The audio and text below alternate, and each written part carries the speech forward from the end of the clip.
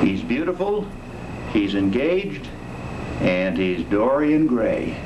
One of my proudest possessions, very privileged to have been made a present of this by Dick Smith himself.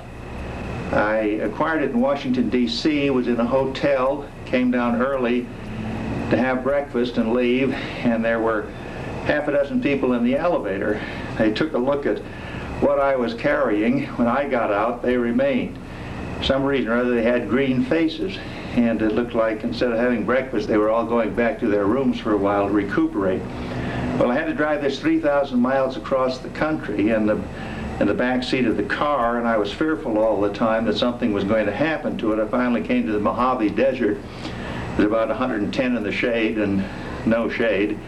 And I was afraid it was going to melt and just become a blob. So I went to a motel and took a 24-hour rental on it, really just to put Dorian in the ice chest until night. Then took him out of the refrigerator around midnight and drove home. Well, I learned later that this mortician's wax, which it is fashioned from, would take about 120 degrees of heat. So I guess there never was any real danger that he would melt.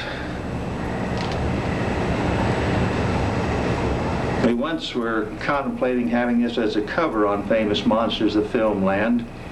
Of course, today it would almost be tame on Fangoria, but in those days the publisher of Famous Monsters felt that this would be entirely too frightening for the audience, and that perhaps many newsstands would not even carry it if he were on the cover. Dorian Gray, by the man who inspired Rick Baker, Dick Smith.